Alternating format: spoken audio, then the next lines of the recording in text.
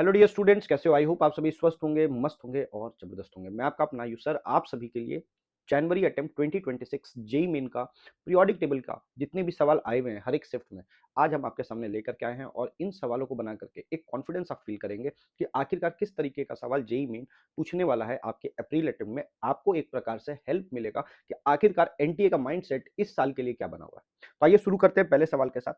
आप देखेंगे सवाल थोड़ा-सा लेंदी तो जा रहा है क्योंकि एक ही में 3-4 प्रॉपर्टीज़ को घुसा दे रहा है। तो क्या होता है कि थोड़ा-सा सवाल लेंदी चल जा रहा है, टाइम टेकन ज़्यादा हो जा रहा है, इसके लिए आपको चीज़ें थोड़ी-सी याद रहनी बहुत इंपॉर्टेंट है। अब जैसे ये फर्स्ट आयनाइज़ेशन का सवाल दे दिया यहाँ पर, बच्चे जनरली ये पढ़ लेते हैं कि लेफ्ट टू राइट जा रहे हैं, बढ़ रहा है, नीचे जा रहे हैं तो घट रहा है, लेकिन कुछ-कुछ ऐसे ट्रेंड्स हैं जो आपको याद होने चाहिए। जैसे आयोनाइज़ेशन एनर्जी का सेकंड और थर्ड पीरियड को मिला करके जो आयोनाइज़ेशन एनर्जी का ऑर्डर निकल के आता है, वो बच्चों को याद होना चाहिए। देखो इस बार सवाल भी पूछ लिया इससे। तो अगर हम पहला सवाल के ऊपर देखें तो पहला सवाल ही है फर्स्ट आयनाइजेशन एनर्जी का। आपको क्या करना है, इन ऑर्डर्स में देखना कौन सा ऑर्डर सही है और आपको फिर चूज द करेक्ट ऑप्शन पे दिमाग लगाना है। तो सबसे पहले फर्स्ट आयनाइजेशन एनर्जी का बात करें तो हमको ऑर्डर आना चाहिए सेकंड ऑफ पीरियड दोनों के एलिमेंट्स को मिला करके। तो आप ध्यान से देखिए तो सेकंड पीरियड में आपके कौन-कौन आ जाएँगे, लिथियम आ जाएगा, बेरिलियम आ जाएगा, बोरोन आ जाएगा, कार्बन आ जाएगा, नाइट्रोजन आ जाएगा, ऑक्सीजन आ जाएगा, फ्लोरीन आ जाएगा, नियॉन आ जाएगा।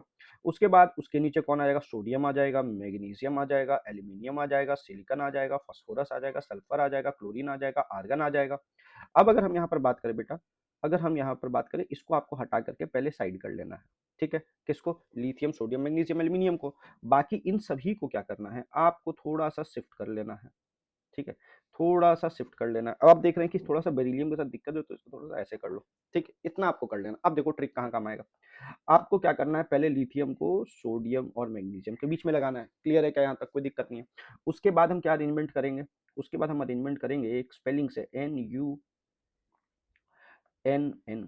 इस स्पेलिंग से हम लोग याद करेंगे। नन, NuNN, ठीक है? याद रहेगा। तो कैसे सजाएँगे? N हो गया N, फिर क्या सजाएँगे? U सज गया भैया यू। फिर क्या सजाएंगे? एन सज गया क्या? एन। फिर सजाएंगे क्या बेटा? एन सज गया क्या? एन। इतना आ गया क्या समझ में? अब फ्लोरीन और नियोन इसके बाद आ जाएगा। अब जिस तरीके से हम लोगों ने लिखा है इसको वापस से यहाँ पर लिख लेंगे। लिथियम सोडियम आ जाएगा, फिर लिथियम आएगा। क्यों? क्योंकि लिथियम तो सोडियम मैग्नीशियम के बीच में चला गया है। तो सोडियम लिथियम, फिर आएगा मैग्नीशियम, फिर आएगा एल्यूमिनियम, फिर कौन आएगा बेटा? सिलिकॉन। देखो सिलिकॉन से उठ रहा है। Silicon, beryllium, boron, phosphorus, sulphur, carbon, chlorine, nitrogen, oxygen, argon, fluorine, neon. Clear? अब एक लाइन याद रखना, half filled and full filled वाले का जो आयनाइजेशन एनर्जी होता है वो अपने जस्ट आगे वाले से ज्यादा होता है। जस्ट आगे वाले कहाँ होना चाहिए? पीरियोडिक टेबल में जस्ट आगे। जैसे क्वेश्चन में नाइट्रोजन के आगे अगर ऑक्सीजन आ जाता है तो मैं बोलूंगा नाइट्रोजन का आयोनाइजेशन एनर्जी ऑक्सीजन से ज्यादा होगा। अब क्यों बोल रहा हूँ? क्वेश्चन में भी नाइट्रोजन के आगे ऑक्सीजन है और पीरियोडिक टेबल में भी नाइट्रोजन के आगे ऑक्सीजन है और नाइट्रोजन हाफ फील्ड है, इसी कारण से नाइट्रोजन का आयनाइजेशन एनर्जी ऑक्सीजन से ज्यादा देखने को मिलेगा। तो ऐसा ऐसा कंडीशन जहां भी मिले हाफ फील्ड और फुल फील्ड वाला, उसको हम लोग थोड़ा सा इंटरचेंज कर लेंगे। अगर आप यहाँ पर देख रहे हैं कि यहाँ पर कहाँ कहाँ कंडीशन मिल रहा है, मैग्नीशियम और एल्यूमिनियम में भी मिल रहा है, तो हम इसको भी इंटरचेंज करेंगे। फिर कहाँ पर मिलेगा बेटा? फास्फोरस और सल्फर में भी मिल रहा है, हम इसको भी इंटरचेंज करेंगे। फिर कहाँ मिलेगा? बेरिलियम और बोरोन में। देखो इसका 2s2 होता है, इसका 2s2 2p1 होता है, तो ये फुलफिल्ड है, एस ऑर्बिटल इसका। फिर कहाँ आपको मिला? नाइट्रोजन एंड ऑक्सीजन में। ठीक है, अब हाफ फील्ड और फुल फील्ड को नहीं करेंगे एक्सचेंज, क्लियर है ना? हाफ फील्ड और इनकम्प्लीटली वाले का बात करेंगे। अब जैसे ये इनकम्प्लीट है, ये फुल्ली फील्ड है, तो ये ऑटोमेटिकली न्यून आ गई है, तो हमको कोई लफड़ा का बात नहीं है। अब इन सभी को अगर हम एक्सचेंज कर दे तो मेरा ऑर्डर क्या निकल करके आएगा? सोडियम, फिर आएगा लिथियम, फिर आएगा मैग्नीशियम, फिर आएगा सॉरी फिर आएगा एल्यूमिनियम। क्यों? क्योंकि इंटरचेंज हो गया ना बेटा।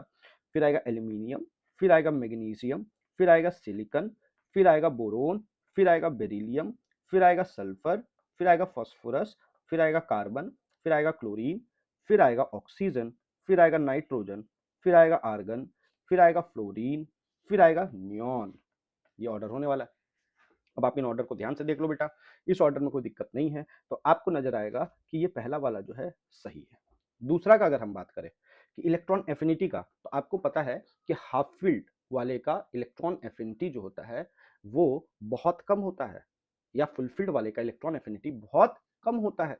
तो अगर आपको मैं बोलूं एक बात कि electron affinity left to right जाते हैं तो बढ़ता है और टॉप टू डाउन जाते हैं तो घटता है। अब इसमें कुछ बातें ध्यान रखनी होगी कि सेकेंड पीरियड वाले का इलेक्ट्रॉन एफिनिटी कम होता है, किससे?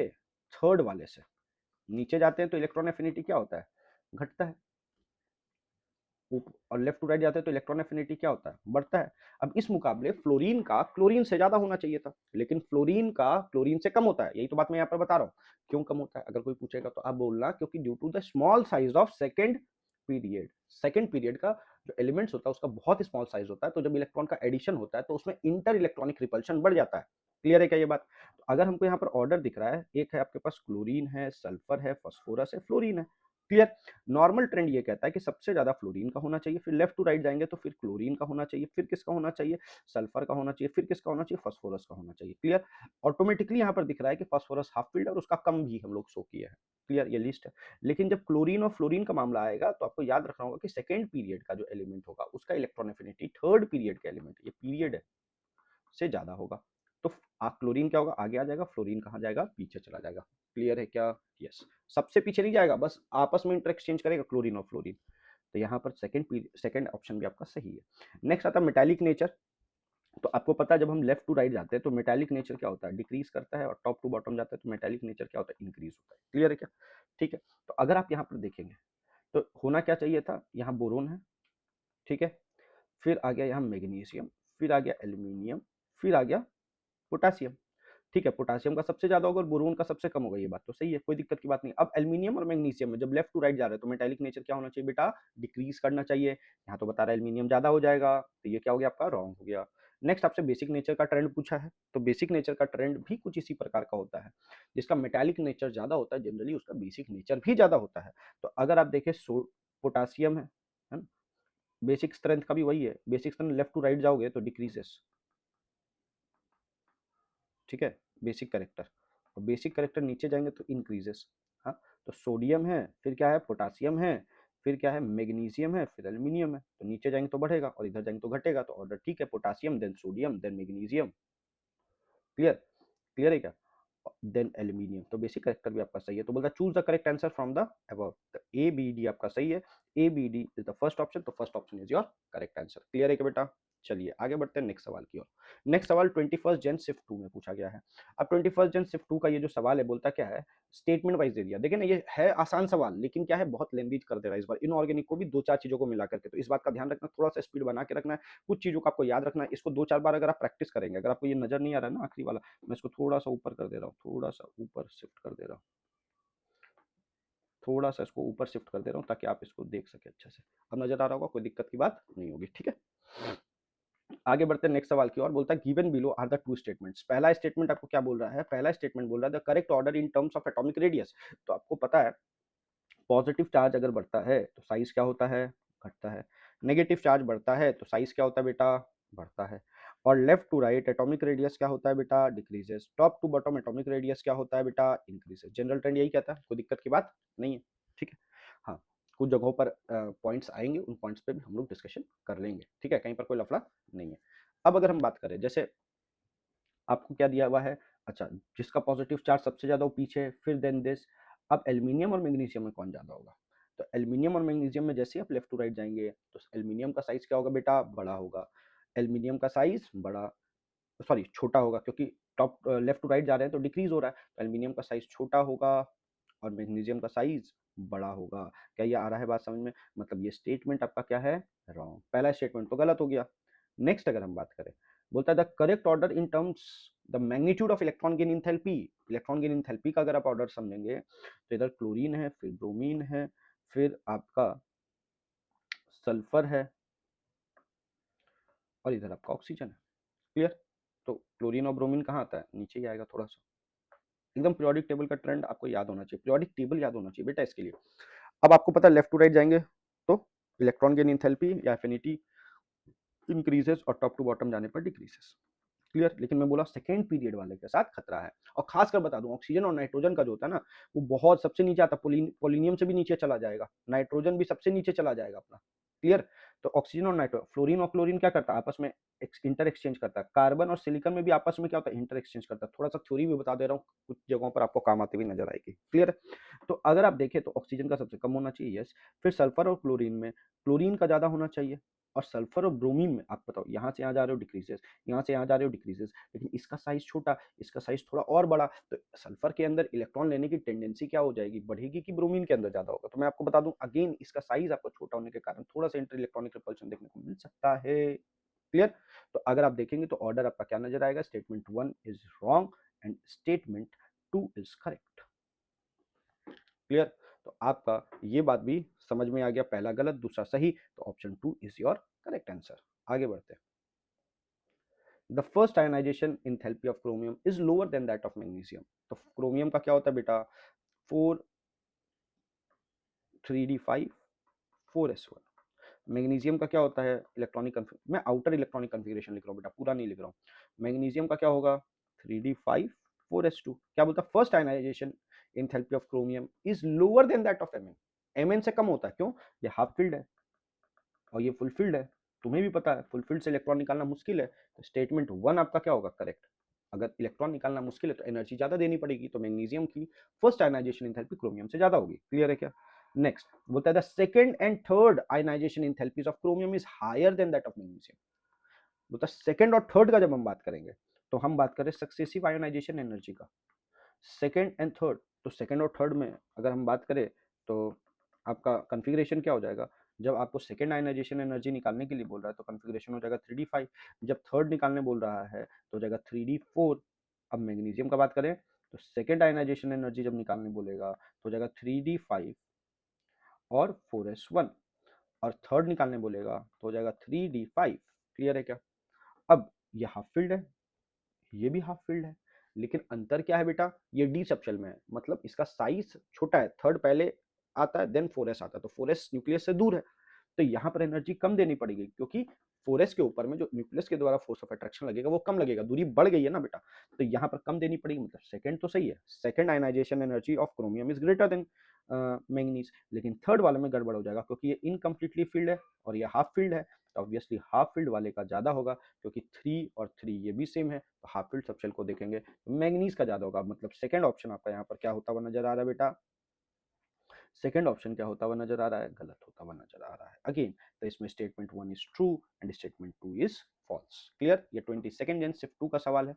नेक्स्ट 22nd जेन शिफ्ट 2 का फिर से आपका ये शिफ्ट 1 होना चाहिए था, सॉरी ये आपका 1 होना चाहिए था, ये 1 में आया हुआ सवाल है ना, इसको 1 कर लेना, कोई दिक्कत नहीं है ना, ठीक है। नेक्स्ट 22nd जेन शिफ्ट 2 का अगर हम सवाल आपसे पूछे तो यहाँ पर क्या बोलता है, given below there are two statements, what are the, बोलता है पहला है the correct order in the first ionization value of, first ionization value carbon oxygen nitrogen fluorine. ठीक है भैया, कार्बन नाइट्रोजन ऑक्सीजन फ्लोरीन आता है, मैं आपको बोल रखा हूँ ये आपस में इंटरचेंज कर लेता है, तो क्या हो जाएगा, carbon then oxygen then nitrogen then fluorine. ये सही स्टेटमेंट है, कोई दिक्कत की बात नहीं है।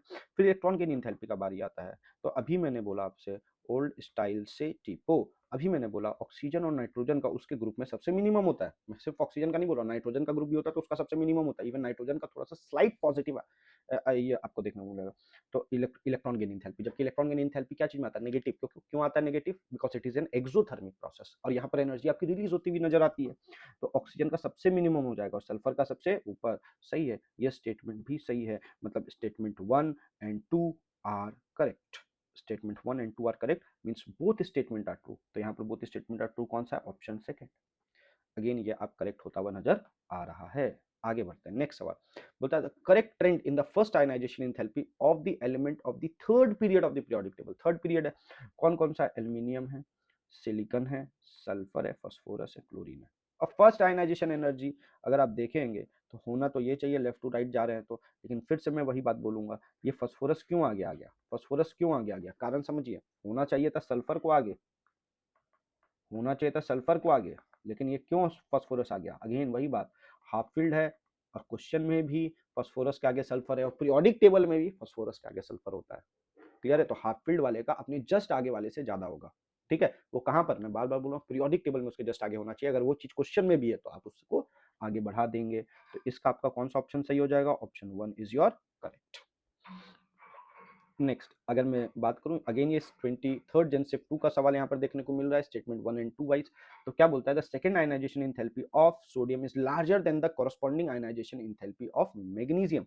मतलब कॉरस्पॉन्डिंग आयनाइजेशन मतलब मैग्नीशियम का भी सेकंड देखना है और सोडियम का भी सेकंड देखना है। तो सोडियम का क्या आता है 3s1 और मैग्नीशियम का क्या आता है 3s2। क्लियर। अब ये कॉन्फ़िगरेशन कब देखेंगे, जब आप फर्स्ट आयनाइजेशन एनर्जी का बात करें। जब सेकंड का बात करेंगे तो एक एक इलेक्ट्रॉन हटा देंगे, तो अब सोडियम का आउटर मोस्ट में क्या आ जाएगा 2p6, 2p6 होता है ना, ठीक है, यहाँ पर आ जाएगा 2p6। मैग्नीशियम का क्या आ जाएगा 2p6 3s1। तुम ही बताओ ये फुल फील्ड है ये हाफ फील्ड है, किसका ज्यादा होगा? फर्स्ट तो मैग्नीशियम का ज्यादा होगा सोडियम से, फर्स्ट तो मैग्नीशियम का ज्यादा होगा सोडियम से। लेकिन सेकंड वाले में क्या हो रहा है 2p6, अब ये फुल फील्ड हो गया और ये हाफ फील्ड, तो किसका ज्यादा होगा? सोडियम का ज्यादा होगा। क्लियर। तो बोलता है the second ionization energy enthalpy of sodium is larger than that of the corresponding ionization energy of magnesium. ये स्टेटमेंट आपका क्या बेटा सही है। Next ionic radius of O2 minus is larger than F minus. O2 minus is larger than F minus. Clear है, मैंने बोल दिया ना, चार्ज अगर आगे नेगेटिव चार्ज अगर ज्यादा है ना तो ऑब्वियसली ये दोनों आइसो इलेक्ट्रॉनिक स्पीसीज है ना। आइसो इलेक्ट्रॉनिक स्पीसीज, पहले आप ये चेक कर लेना वो आइसो इलेक्ट्रॉनिक है कि नहीं। आप डायरेक्ट मत लगा देना अच्छा नेगेटिव चार्ज ज्यादा तो साइज भी ज्यादा होगा, नहीं, आइसो इलेक्ट्रॉनिक है तब आप ये फंडा लगाएंगे कि नेगेटिव चार्ज जितना ज्यादा होगा उसकी साइज उतनी बड़ी होगी, पॉजिटिव चार्ज जितना ज्यादा होगा उसकी साइज उतनी छोटी होगी। तो ये दोनों आपस में आइसो इलेक्ट्रॉनिक है, आप यहाँ फंडा लगा सकते हैं। तो O2 minus is larger than F minus, मतलब स्टेटमेंट 2 भी करेक्ट है। तो both the statement 1 and 2 are correct, both statement 1 and 2 are correct, option 1 is your correct option. Next आगे बढ़ते हैं। बोलता है given below there are two statements. पहला स्टेटमेंट क्या बोल रहा है कि मेटालिक करेक्टर आपको बताना, तो ये इधर हो गया पोटासियम है ना, फिर इधर आ गया मैग्नीशियम, फिर आ गया एल्यूमिनियम, फिर आ गया बोरोन। सेम क्वेश्चन देखो ना, रिपीट भी करता है, इसीलिए जब भी शिफ्ट का सवाल आता है ना एक बार देख लेना चाहिए। ऐसा ही सेम क्वेश्चन अभी अपन पीछे देखे है ना, तो ये पहला ही वाला क्वेश्चन था आपका 21st जन शिफ्ट 1 का ही क्वेश्चन, वापस से थोड़ा सा रिपीट होता हुआ नजर आया। Yes this is correct, potassium का सबसे ज्यादा होगा, देन बोरोन का, और मैग्नीशियम और एल्यूमिनियम में एल्यूमिनियम का कम होगा, मैग्नीशियम का ज्यादा। क्यों? Left to right metallic nature decreases, top to bottom metallic nature increases. Clear है क्या? नेक्स्ट पॉइंट आता है atomic radius is always greater than the ionic radius of the element. No बेटा, ionic radius can be, ionic radius can be of anion और it may be of cation. Am I right और wrong? Ionic radius आपका anion का भी हो सकता है, cation का भी हो सकता है। तो हम लोग मान लो एक एलिमेंट ले लेते हैं ए, तो अगर ए प्लस हो गया तो ऑब्वियसली इसका साइज छोटा होगा, लेकिन अगर ए माइनस हो गया तो इससे बड़ा हो जाएगा। Clear?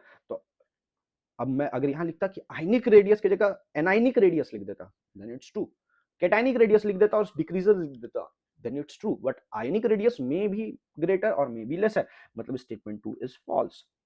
Statement 1 is true, statement 2 is false. कौन सा ऑप्शन हो जाएगा बेटा?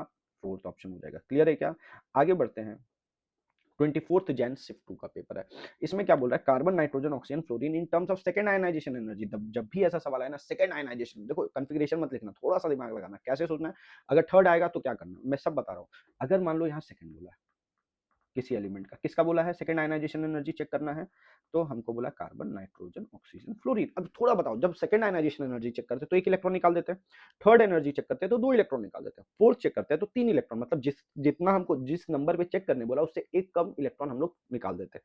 अच्छा, इलेक्ट्रॉन अगर कम निकाल दिए तो हम उसको इमेजिन करेंगे, देखो ऐसा होता नहीं, इमेजिन करेंगे कि अगर एक इलेक्ट्रॉन कम निकाल दिया, अभी 6 था अब 5 हो गया, तो कार्बन क्या बन जाएगा? बोरोन। अगर नाइट्रोजन का 7 है, एक निकाल दिए तो नाइट्रोजन क्या बन जाएगा? कार्बन। ऑक्सीजन क्या बन जाएगा? नाइट्रोजन। फ्लोरीन क्या बन जाएगा? ऑक्सीजन।